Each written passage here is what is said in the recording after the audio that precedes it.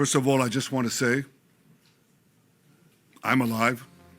Why did Israeli Prime Minister Benjamin Netanyahu open his press conference like this? For days, many social media users have been insisting that Netanyahu is actually dead. This claim keeps resurfacing. Millions of views in English, French, Arabic, Turkish, across TikTok, Instagram and X. The evidence? None. All fake. To be clear, there is no proof whatsoever that Benjamin Netanyahu is dead. But why won't the conspiracy theories die down? When did it start? And what about the claims that recent videos posted by the Prime Minister's office are AI generated? Let's look at the facts. On February 28, the US and Israel launched major airstrikes in Iran, killing Iran's supreme leader Ayatollah Ali Khamenei. Shortly after, false rumors about Netanyahu's death began circulating. But no credible news outlet has reported Netanyahu's death, and no Israeli official announced it either. On the contrary, the Prime Minister's office has released multiple public appearances. For example, March 10, visit to the Ashdod port. March 12, online briefing. March 15, coffee shop video. March 16, another video. And March 17, a video of Netanyahu speaking with US Ambassador Mike Huckabee, directly addressing the rumors. I'm alive. Then, on March 19, the clearest proof yet. He reiterated that he was alive when he opened his first in-person press conference since the war began in the presence of foreign journalists. Yet online, people continue to claim that several of these videos are AI generated. But is this actually the case? Let's examine this together. After the online briefing on March 12, a viral clip claimed that Netanyahu briefly appears with 6 fingers. But that's false. We checked the original high-quality video from the Israel government press office. At around 12 seconds in, Netanyahu moves his left hand quickly, creating a shadow effect. But only 5 fingers are visible. Same for the moment at 35 seconds, 5 fingers, no anomaly here.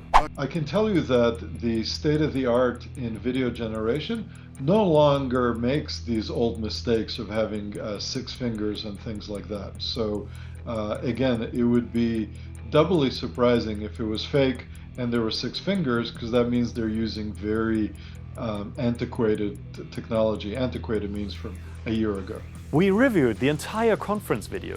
There are no clear signs of AI generation. And additionally, we identified the voices of at least 3 journalists asking questions in that press conference. Apparently, after hearing the accusations, Netanyahu posted a cafe video. מה שאלת אותי? ראש הממשלה אומרים ברשת שאתה בכלל מת? אני מת על קפה, אתה יודע מה? אני מת על העם שלי. איך הם מתנהגים, פנטסטי. אתה רוצה לספור את מספר אצבעות? אתה יכול להראות לנו? פה. פה. ראית? יפה מאוד. לחיים. This clip also went viral, followed immediately by claims that it too was AI generated. One user said Netanyahu's jacket pocket moved unnaturally. But pockets shift when people move. There's nothing unusual about it. Also, we couldn't find any other clear hint in the video that it might be AI generated. Yes, a strong cinematic filter is used. Sharp subject, blurry background. Typical of smartphones' portrait modes. The appearance of individuals. That technically is using AI to create that effect, but it's not entirely fabricating the subject, namely Netanyahu in this case. So I can understand why some people are suspicious, but I think it's highly unlikely based on my assessment that this is an AI-generated video. We can never be 100% sure simply based on the visuals. So there's also contextual information that's helpful, but there is no basis, there is no visual basis for the claim that it's fake. Context helps. The cafe posted its own photos of Netanyahu on its Instagram account, another hint for the authenticity of the video he posted. On March 16, the Israeli Prime Minister posted another clip of him talking with people outdoors. When you double-check the video and the Instagram account of the coffee shop we just talked about, you can see that it's the same. But again, claims follow that the video is AI generated. One of the claims, his ring disappears in some frames. And this video is a tricky one, indeed. Around second 29, the ring appears to vanish briefly. But here's why. When you look at the video, you can see that they are using a strong cinematic filter again. Netanyahu and the people surrounding him look very sharp most of the time, the background and some other parts in the foreground very blurry. The answer is that this is a characteristic of the kind of compression of videos that is very common. And when you have a hand moving and you have a small shiny object, it can be mistaken by the algorithm as blur. And so that's what we're seeing here. This blurry filter might be a form of AI to create this specific cinematic style, experts say. Still, the video doesn't show any clear signs of being entirely AI generated. We also geolocated the footage. The location matches the cafe's outdoor area and the weather fits Jerusalem's conditions that day, partly cloudy and sunny. Some people say AI detectors flagged the videos as fake. The trustworthiness of AI detection tools really depends on which tool is being used, and all of them can make mistakes, can have false positives. We contacted multiple AI experts. Some of them were indecisive if the videos at the coffee shop were AI generated and spotted some inconsistencies. Still, most of them assess the videos as authentic, sending us detailed analysis of the videos.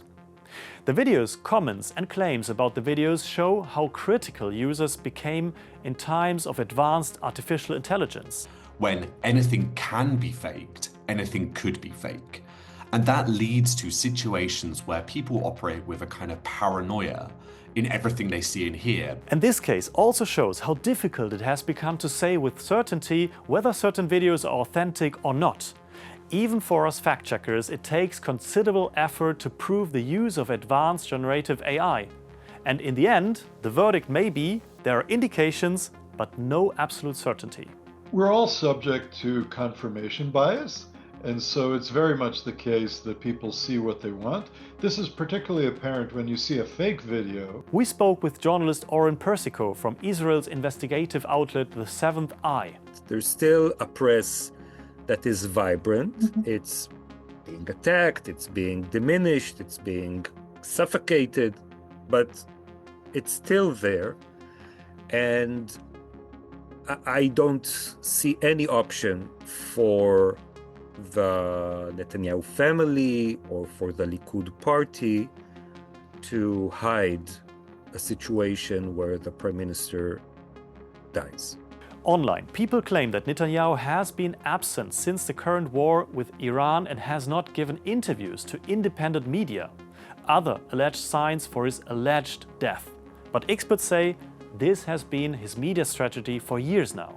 So journalists here are quite used to the fact that the Prime Minister rarely appears in public, mostly due to his security requirements. Well, his media strategy is to attack and delegitimate any newsroom that dares to criticize him. And so he does not give interviews and does not answer questions from them, only on very rare occasions. He grants interviews in Israel and abroad to extremely right-wing outlets and his own propaganda outlets in Israel. So, who's behind the disinformation campaign about Netanyahu's alleged death? Israeli media say that it's an orchestrated campaign by Iranian state media. And indeed, the Iranian state outlet Tasnim news agency published posts and articles fueling the rumors. Still, there is no clear sign that Iran really orchestrated that campaign, as the fake news were spread in several languages and on many social media platforms worldwide. And Netanyahu isn't the only target. False claims also announced the death of Mossad director David Barnea and National Security Minister Itamar Ben-Gvir, again with no credible confirmation anywhere. The US-Israeli war in Iran continues, and so does the propaganda war.